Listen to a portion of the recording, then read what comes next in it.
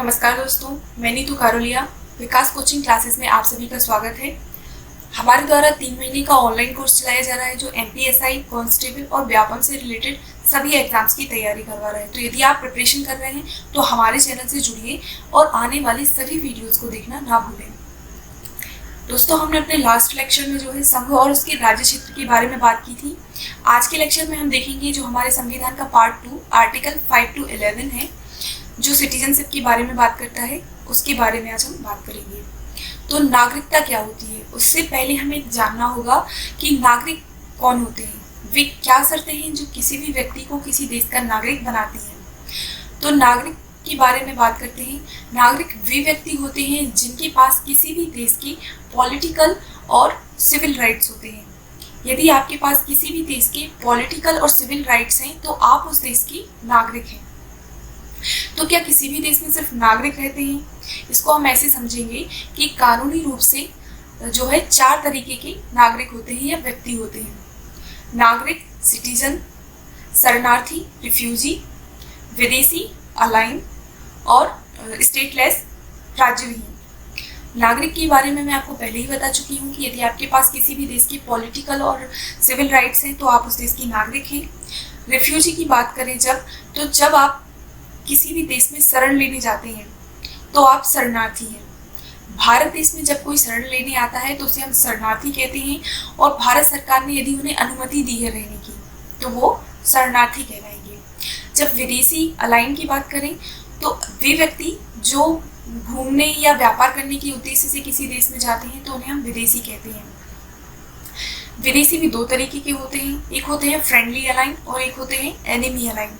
Friendly align की बात करें तो वे व्यक्ति और वे देश जिनके साथ हमारे अच्छे संबंध हैं, पॉजिटिव रिलेशन है, तो उस देश के जो भी नागरिक होंगे उन्हें हम बोलेंगे फ्रेंडली अलाइन। एनिमी अलाइन की बात करें तो वे देश जिनके साथ हमारे विवाद चल रहे हैं या जिनके साथ हमारी युद्ध की स्थिति बनी हुई है तो उस देश के नागरिकों को हम एनिमी अलाइन बोलेंगे। एनिमी अलाइन को फ्रेंडली अलाइन की तुलना में कम अधिकार प्राप्त होते हैं। अब इसके आगे हम बात करेंगे नागरिकता के संबंध में और भी क्या जरूरी बातें हैं, इसकी प्रकृति क्या है। जब इसकी नेचर की बात करते हैं तो ये जो है ब्रिटेन से प्रभावित है। ब्रिटेन में जो है इकहरी नागरिकता, जिसको हम बोलते हैं सिंगल सिटीजनशिप वाला कॉन्सेप्ट है, और वही जो कॉन्सेप्ट है भारत में देखने को मिलता है। यूएसए की बात करें तो वहाँ पे जो है दोहरी नागरिकता है, वहाँ राज्य और केंद्र की 2 नागरिकताएं किसी भी व्यक्ति के पास होती हैं। भारत में ऐसा नहीं है। भारत में ऐसा नहीं है कि मध्य प्रदेश की अलग नागरिकता आपको दी जाएगी और भारत सरकार की अलग नागरिकता। हमारे यहाँ इकहरी नागरिकता जो है वो देखने को मिलती है। तो जो प्रकृति है वो ब्रिटेन से प्रभावित है। अब इसके आगे हम बात करेंगे आर्टिकल 5 क्या कहता है। तो नागरिकता का, सिटीजनशिप का आर्टिकल 5 कहता है कि संविधान के प्रारंभ पर नागरिकता। तो संविधान लागू जब हमारा हुआ 26 जनवरी 1950 के समय, वे कौन व्यक्ति हैं जो भारत के नागरिक होंगे, आर्टिकल 5 इसके बारे में कहता है। तो इसके अंदर 3 शर्तों को शामिल किया गया है, जिनके बारे में मैं आपको बताती हूँ कि वे यदि आपका जन्म भारत में हुआ है। जो आर्टिकल 5 है उसमें 3 शर्तों के बारे में बात की गई है। उसकी जो पहली शर्त है वो कहती है कि यदि आपका जन्म भारत में हुआ है। दूसरी शर्त कहती है कि यदि आपके माता पिता या उनमें से किसी का जन्म भारत में हुआ है तो आप भारत की नागरिक हैं। और तीसरी जो शर्त है वो कहती है कि 26 जनवरी 1950 संविधान लागू होने के ठीक 5 वर्ष पूर्व से यदि आप भारत में रह रहे हैं तो आप भारत के नागरिक होंगे। वो कौन सी 3 शर्तें हैं, एक बार मैं फिर से दोहराती हूँ कि यदि आपका जन्म भारत में हुआ है, आपके माता पिता या उनमें से किसी एक का जन्म भारत में हुआ है, 26 जनवरी 1950 से पूर्व 5 वर्ष यदि आप भारत में रहे हैं तो आप भारत के नागरिक होंगे। ऐसा आर्टिकल 5 में बताया गया है। आर्टिकल 6 की बात करें तो वह कहता है कि पाकिस्तान से भारत को प्रव्रजन करने वाले कुछ व्यक्तियों की नागरिकता के अधिकार। आर्टिकल 6 में कहा गया है कि वे व्यक्ति जो माइग्रेट होकर पाकिस्तान से भारत में आए हैं उनके बारे में नागरिकता के क्या अधिकार हैं। तो ऐसे व्यक्तियों के बारे में बताया गया है कि इसमें एक डेट है जिसको आपको याद रखना है, 19 जुलाई 1948। यह डेट आप लोग याद रखिए। 19 जुलाई 1948 के पूर्व यदि आप भारत में माइग्रेट हो गए हैं या आ गए हैं तो एक साधारण जो सिंपल प्रोसेस है पंजीकरण, जिसको हम रजिस्ट्रेशन के द्वारा आप भारत की नागरिकता ले सकते हैं। लेकिन यदि आप जो डेट है हमारी 19 जुलाई 1948 के पश्चात, उसके बाद भारत में आए हैं, तो आपको जो अप्लाई करने से, रजिस्ट्रेशन के लिए अप्लाई करने से पहले 6 माह आपको भारत में रहना होगा, उसके बाद आप अप्लाई कर सकते हैं। एक बार मैं फिर से बताती हूँ। आर्टिकल 6 कहता है कि यदि आप पाकिस्तान से माइग्रेट होकर भारत आए हैं और आपको यदि भारत की नागरिकता चाहिए है, तो यदि आप जो 19 जुलाई 1948 के पहले भारत में आ गए हैं, तो साधारण सी प्रोसेस को फॉलो करके आप भारत की नागरिकता ले सकते हैं। लेकिन 19 जुलाई 1948 के बाद यदि आप भारत में आते हैं, तो आपको रजिस्ट्रेशन में अप्लाई करने से पहले 6 माह भारत में रहना होगा, उसके बाद आप अप्लाई कर सकते हैं। तो आर्टिकल 6 ये कहता है। आर्टिकल 7 की बात करें तो पाकिस्तान को प्रोविजन करने वाले कुछ व्यक्तियों की नागरिकता के अधिकार। आर्टिकल 6 में बताया गया था कि जो पाकिस्तान से माइग्रेट होकर भारत आते हैं, लेकिन आर्टिकल 7 में बताया गया है कि पाकिस्तान को प्रोविजन करने वाले कुछ व्यक्तियों की नागरिकता के अधिकार। तो इसमें बताया गया है कि 1 मार्च 1947 के बाद अगर कोई व्यक्ति भारत से पाकिस्तान गया तो उसकी नागरिकता समाप्त हो जाएगी। 1 मार्च 1947 के बाद अगर कोई व्यक्ति भारत से पाकिस्तान जाता है तो उसकी नागरिकता समाप्त हो जाएगी। इसमें एक और पॉइंट जोड़ा गया है कि यदि वह व्यक्ति वापस भारत आना चाहे, जो पाकिस्तान गया था वो अब वापस जो है भारत आना चाहता है, तो उसको जो है एक जो रजिस्ट्रेशन की प्रोसेस जो है आर्टिकल 6 में बताई गई थी, वो आर्टिकल 6 वाली प्रोसेस के द्वारा वह भारत की नागरिकता को ले सकता है। तो आर्टिकल 6 में और 7 में थोड़ा छोटा सा ही डिफरेंस है, जो आपको अच्छे से देख लेना। आर्टिकल 8 के बारे में बात करें तो भारत के बाहर रहने वाले भारतीय उद्भव के कुछ व्यक्तियों की नागरिकता की अधिकार। मतलब आर्टिकल 8 जो है वो कहता है कि भारतीय मूल के लोग जो विदेशों में रह रहे हैं, वो यदि भारत की नागरिकता चाहते हैं तो उन्हें क्या करना होगा। तो आर्टिकल 8 में बताया गया है कि ऐसे व्यक्ति जो भारत के हैं, मतलब भारतीय मूल के हैं, भारतीय मूल से मतलब जिनके माता पिता या दादा दादी जो हैं भारत में जन्मे हैं, तो ऐसे व्यक्ति यदि भारत की नागरिकता ग्रहण कर सकता है। तो इसका सिंपल सा कॉन्सेप्ट है, यदि किसी व्यक्ति के द्वारा दादा दादी या उसके जो माता पिता हैं भारतीय हैं, तो वह भारत की नागरिकता ग्रहण कर सकता है। आर्टिकल 8 में ऐसा बताया गया है कि यदि आपके दादा दादी माता पिता भारतीय हैं तो आप भारत की नागरिकता ग्रहण कर सकते हैं। आर्टिकल 9 की बात करें तो वह व्यक्ति भारत का नागरिक नहीं माना जाएगा जो स्वेच्छा से किसी अन्य देश की नागरिकता ग्रहण कर लेता है। आर्टिकल 9 में बताया गया है कि यदि आप भारत के बाहर किसी अन्य देश की नागरिकता को ग्रहण करते हैं, किसी और देश की सिटीजनशिप को ले लेते हैं, तो उसी समय जो भारतीय नागरिकता है आपकी वह समाप्त हो जाएगी। हमारा जो संविधान का अधिनियम है 1955, उसमें भी आर्टिकल 9 के बारे में बताया गया है। उसमें जो है कि आपकी नागरिकता किस तरीके से समाप्त हो जाती है, उसमें जो है आर्टिकल 9 भी बताया गया है, क्योंकि जो आर्टिकल 9 है वो संविधान के साथ ही बन गया था और जो 1955 का अधिनियम है वो बाद में आया है, इसलिए वहाँ भी इसका उल्लेख देखने को मिलता है। जब आर्टिकल 10 की बात करें तो नागरिकता के अधिकारों का बना रहना। आर्टिकल 10 क्या कहता है कि नागरिकता के अधिकारों का बना रहना। तो आर्टिकल 10 में बताया गया है कि संसद जो है, संसद को अधिकार है कि वह नागरिकता के अधिकारों में हस्तक्षेप कर सकती है। जो कानून है उसमें हस्तक्षेप करने का अधिकार जो है सिर्फ संसद को है, ऐसा आर्टिकल 10 में बताया गया है। आर्टिकल 11 की बात करें तो संसद द्वारा नागरिकता के अधिकार का विधि द्वारा विनियमन किया जाना। आर्टिकल 11 क्या कहता है कि जो भी नागरिकता से संबंधित कानून या नियम है वो बनाने का अधिकार किसको है, संसद को है। आर्टिकल 11 में ऐसा कहा गया है कि पार्लियामेंट जो है वो नागरिकता से संबंधित कानून और नियम बनाएगी। ऐसा क्वेश्चन भी बन सकता है कि नागरिकता के जो भी कानून या नियम है वो बनाने का अधिकार किसको है, तो पार्लियामेंट को है। तो हम ऐसा कह सकते हैं कि only Indian parliament can make rules laws related to citizenship.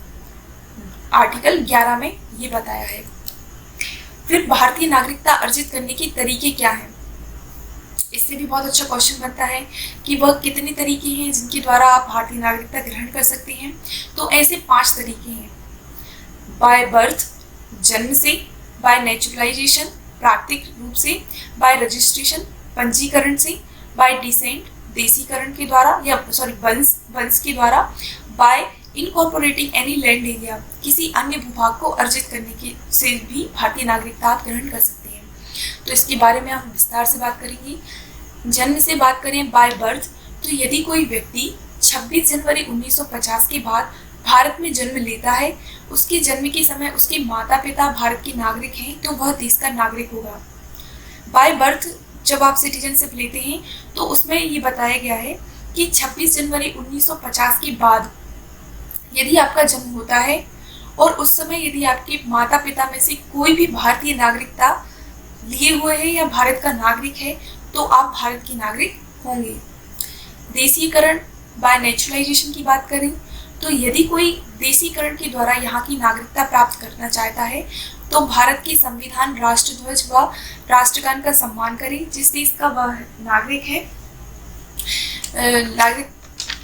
जिस देश का वह है उस देश की नागरिकता लागू हो चुकी है।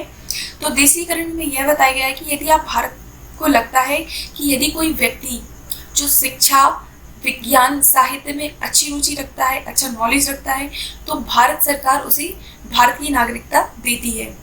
लेकिन उसे जो है भारत के संविधान, राष्ट्रध्वज व राष्ट्रगान का सम्मान करना होगा और कम से कम भारत में 12 वर्ष का निवास करना होगा, तो उसे भारत की नागरिकता दी जाएगी।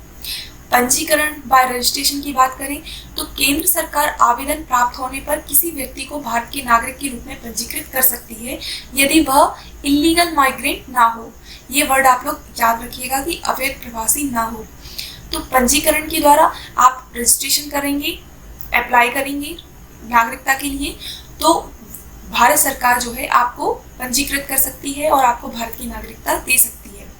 वंशानुगत बाय डिसेंट की बात करें तो यदि कोई व्यक्ति 26 जनवरी 1950 के बाद भारत से बाहर जन्म लेता है, उसके जन्म के समय यदि उसके माता पिता भारत के नागरिक हैं तो वह देश का नागरिक होगा। ऐसा कई बार देखने को मिलता है कि कई लोगों का जन्म जो है भारत के बाहर हो जाता है और यदि वह चाहें भारत की नागरिकता लेना तो सिर्फ उसमें ये शर्त बताई गई है कि आप भारत की नागरिकता ले सकते हैं, लेकिन उस समय जब आपका जन्म हुआ है आपके माता पिता में से कोई भी एक जो हो वह भारत की नागरिकता लिए हो या भारतीय हो उस समय। फिर अर्जित क्षेत्र की बात करें bye incorporating any land area, तो यदि भारत किसी अन्य क्षेत्र को अधिग्रहित करता है या किसी अन्य क्षेत्र को भारत में मिलाता है, जैसे पाकिस्तान के किसी क्षेत्र को जब भारत में मिला लिया जाता है तो उस क्षेत्र पर जो निवास करने वाले, उस एरिया पे जो लोग रह रहे हैं वो भी भारत के नागरिक हो जाएंगे यदि भारत सरकार ऐसा चाहे तो मतलब अर्जित क्षेत्र में इसको आप ऐसे समझ सकते हैं कि यदि किसी भूभाग को हमने भारत में मिलाया तो उस भूभाग पे या उस क्षेत्र पर जो नागरिक रह रहे हैं वह भारत के नागरिक होंगे। तो इन 5 तरीकों से हम भारत की नागरिकता को ले सकते हैं। अब एंड ऑफ सिटीजनशिप की बात करें तो भारत में किसी व्यक्ति की नागरिकता निम्नलिखित 3 कारणों से समाप्त हो सकती है। अभी हमने बात की थी कि भारत की नागरिकता को हम कैसे ग्रहण करते हैं, अब हम बात करेंगे कि भारत की नागरिकता को कैसे समाप्त हो जाती है। तो इसके भी 3 तरीके बताए गए हैं, स्वैच्छिक त्याग, बर्खास्तगी के द्वारा और वंचित करने द्वारा। तो स्वैच्छिक त्याग होता है कि यदि आपने स्वेच्छा से अपनी जो है नागरिकता त्याग दी है, मैं हूँ या कोई व्यक्ति है जो चाहे कि उसे भारत की नागरिकता त्यागनी है तो वह अपनी नागरिकता त्याग सकता है। ये तो हुआ स्वैच्छिक त्याग, अपनी इच्छा से उसने त्याग दी। बर्खास्तगी के द्वारा बात करें तो भारत सरकार आपको आपकी नागरिकता जो है बर्खास्त कर सकती है यदि आपने किसी अन्य देश की नागरिकता को ग्रहण कर लिया है। मैंने आपको बताया था 1955 का जो अधिनियम है उसमें हम आर्टिकल 9 में भी यही बताया गया है कि यदि आप किसी अन्य देश की जो नागरिकता ग्रहण कर लेंगे तो आपकी भारतीय नागरिकता समाप्त हो जाएगी।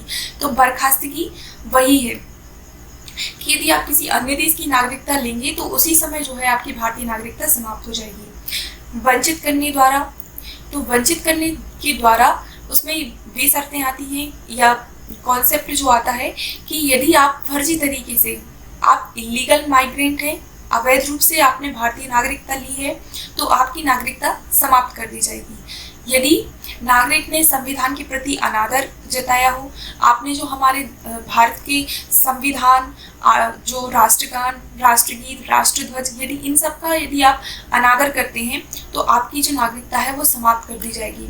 यदि नागरिक ने युद्ध के दौरान किसी शत्रु देश की आप हेल्प करते हो, यदि भारत में युद्ध चल रहा है और आप शत्रु देश की मदद करते हैं तो भी आपकी नागरिकता को समाप्त कर दिया जाएगा। और इसके अलावा पंजीकरण या प्राकृतिक रूप से नागरिकता के 5 वर्ष के दौरान किसी देश में आपको 2 वर्ष की जेल हो गई।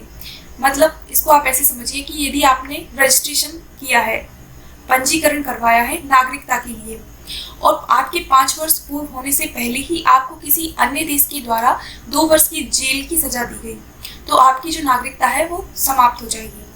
नागरिक सामान्य रूप से भारत के बाहर 7 वर्षों से रह रहा हो। यदि कोई व्यक्ति है वह भारत के बाहर 7 वर्षों से रह रहा हो, लगातार 7 वर्षों से, या भारतीय नागरिक सामान्य रूप से भारत के बाहर 7 वर्षों से रह रहा हो, तो उसकी भी नागरिकता जो है समाप्त कर दी जाएगी। तो इतने तरीके हैं जिनके द्वारा किसी भी व्यक्ति की जो नागरिकता है वह समाप्त कर दी जाती है, स्वैच्छिक द्वारा, बर्खास्तगी के द्वारा और वंचित करने के द्वारा। इसके आगे हम जब बात करें तो ये जो 3 टर्म है इनको आप ध्यान से देखिए, NRI, PIO, OCI, ये क्या होते हैं। NRI की बात करें तो नॉन रेसिडेंट इंडियन, इनको हम बोलते हैं अप्रवासी भारतीय। तो नॉन रेसिडेंट इंडियन, अप्रवासी भारतीय में ये जो होते हैं ये भारत के नागरिक ही होते हैं, लेकिन ये विदेश में रह रहे होते हैं व्यापार के उद्देश्य से या किसी अन्य उद्देश्य से, ये भारत के बाहर विदेश में रह रहे हैं, तो इनको हम बोलते हैं अप्रवासी भारतीय। और इनको भारत की नागरिकता के सभी अधिकार प्राप्त होते हैं, जैसे वोट डालने का अधिकार इनको प्राप्त हो सकता है और ये कभी भी भारत में आ जा सकते हैं।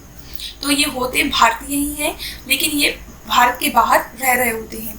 PIO की बात करें तो पर्सन ऑफ इंडियन ओरिजिन और OCI overseas citizen of India, इनको मिला दिया गया है, मर्ज कर दिया गया है अभी। तो OCI और PIO की बात करें तो इनको अभी मर्ज कर दिया गया है। 2015 की नागरिकता संशोधन अधिनियम में इनको एक बना दिया गया है, तो इनको मर्ज करके एक बना दिया गया है। PIO की बात करें तो इसको 2015 में हटा दिया गया है और इसकी कैटेगरी जो है खत्म हो गई है और इसको OCI में ही शामिल कर दिया गया है। तो आज की वीडियो में इतना ही। यदि आपको ये वीडियो पसंद आया हो तो please like, share and subscribe करें। Thank you.